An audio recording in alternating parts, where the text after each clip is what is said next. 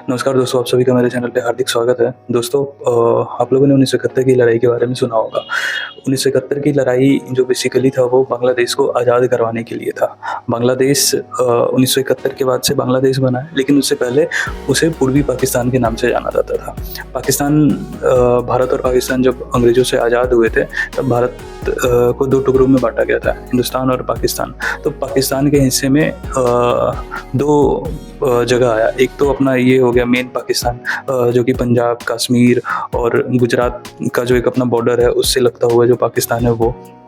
और दूसरा बंगाल से सटा हुआ जो अपना जो इलाका था वो पाकिस्तान को दिया गया। तो जो बंगाल से सटा हुआ इलाका था वही पूर्वी पाकिस्तान उस समय कहलाता था। तो उस समय क्या था कि जो पाकिस्तान के मूल निवासी जो इधर पंजाब प्रांत या गुजरात साइड के जितने भी थे, वो उन्हें अपना नहीं मानते थे। तो वो क्या था कि उन पे काफ़ी ज़्यादा अत्याचार करते थे। थोड़ा-मोड़ा अत्याचार नहीं, बहुत ज़्यादा अत्याचार करते थे। मार देना, बलात्कार कर देना उनके औरतों को, या फिर जला देना। मतलब एक जो कहा जाता है ना एक्सेस अत्याचार, जो कहा जाता है वो एक्सेस अत्याचार पाकिस्तानी आर्मी जो है वहाँ पे करती थी। मतलब इधर का जो पाकिस्तान के लोग थे वो उन्हें अपना नहीं मानते थे।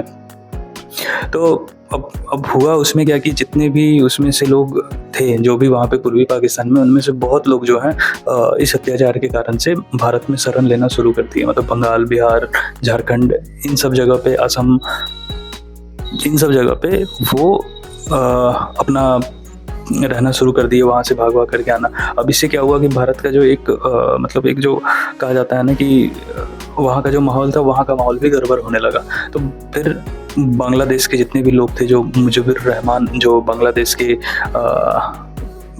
आज़ादी के मेन जो हेड थे, उन्होंने भारत से काफ़ी बार रिक्वेस्ट किया।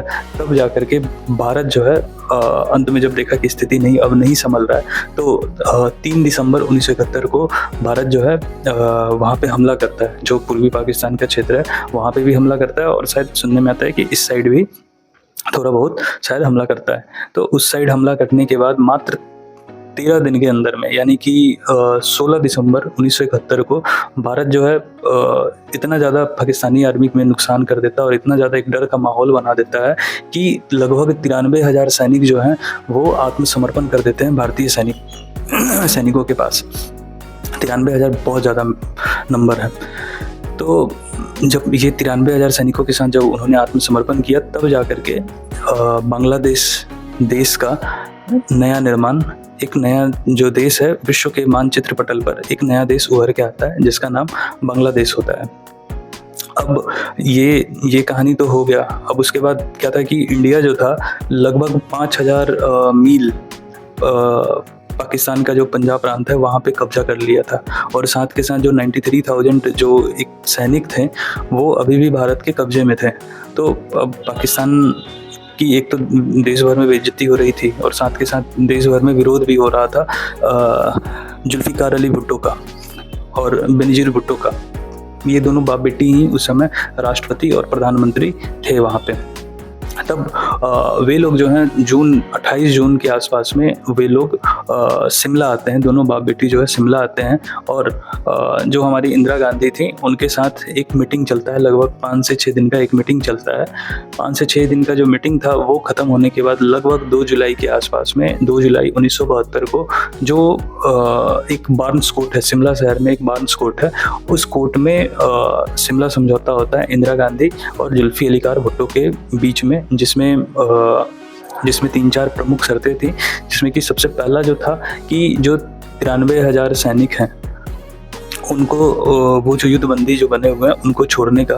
अब यहाँ पे एक सबसे ज़्यादा जो बुरा चीज़ क्या लगता है कि भारत ने उनके 93,000 सैनिक तो छोड़ दिए, लेकिन अपना जो भी सैनिक जो पाकिस्तान में बंद थे या फिर पकड़ लिए गए थे, उनको छुड़वाने का कोई प्रयास नहीं करता है। एक मूवी आई हुई थी खाकी था या शायद कोई ऐसी था, जिसमें अमिताभ बच्चन, अभिषेक बच्चन, सुनील शेट्टी ऐसे करके लोग रहते हैं, जिसमें अमिताभ बच्चन जो है काफ़ी सालों से उसमें युद्धबंदी के तौर पे रहता है, और भी ढेर सारे लोग रहते हैं। फिर अभिषेक बच्चन जो है वहाँ जा करके उनको छुड़वाता है। इसमें संजय दत्त भी पाकिस्तानी का रोल किए हुए है।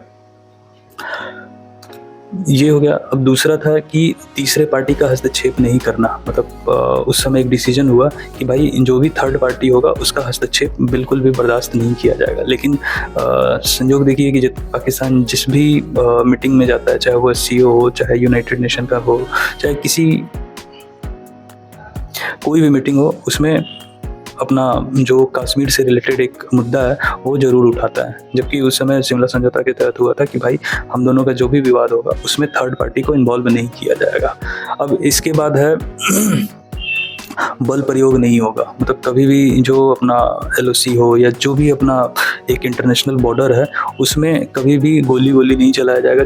जो भी मुद्दा होगा वो बातचीत से हल किया जाएगा। लेकिन पाकिस्तान जो है, आप अक्सर सुनते होंगे कि बॉर्डर पर पाकिस्तान सीज फायर का उल्लंघन किया है, या फिर अपना 1999 का कारगिल युद्ध आप सभी को याद होगा कि कैसे चुपके से उन लोगों ने अपना कश्मीर और लद्दाख के क्षेत्र में कैसे जो कारगिल है वहाँ पे कैसे कुछ पहाड़ियों पर कब्जा कर लिया था, फिर बाद में भारतीय सैनिकों ने कैसे उनको वहाँ से भगाया। वो तो ये जो शिमला समझौता है, ये इसका हर पॉइंट को जो कहा जाता है उसको जो समझौता है उसको तोड़ते रहता है पाकिस्तान। उसके बाद इसमें एक चीज़ और था कि जो हम लोग एलओसी सुनते हैं, लाइन ऑफ कंट्रोल, जो कि कश्मीर के पास है, ये लाइन ऑफ कंट्रोल भी 1972 में जो शिमला समझौता हुआ था उसके बाद ही ये अस्तित्व में आया। नहीं तो उससे पहले क्या था कि एलओसी यानी कि लाइन ऑफ कंट्रोल जो था वो नहीं था।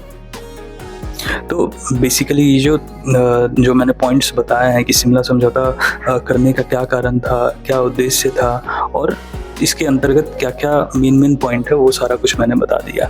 वैसे एक चीज़ और छूट गया कि शिमला समझौता जो भारत सरकार के द्वारा किया गया था, इसमें भारत सरकार जो था, मतलब जो इंदिरा गांधी थे, उनके पास एक अच्छा मौका था कश्मीर को वापस लेने का।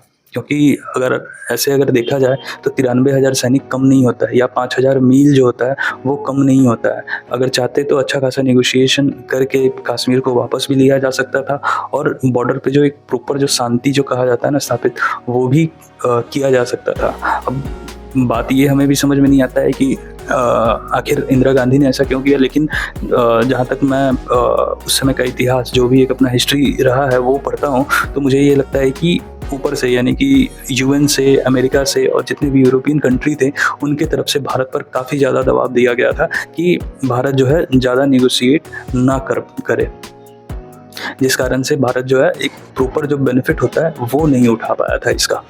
तो ये हुआ शिमला समझौता का क्या है, क्यों हुआ और इसका मुख्य कारण क्या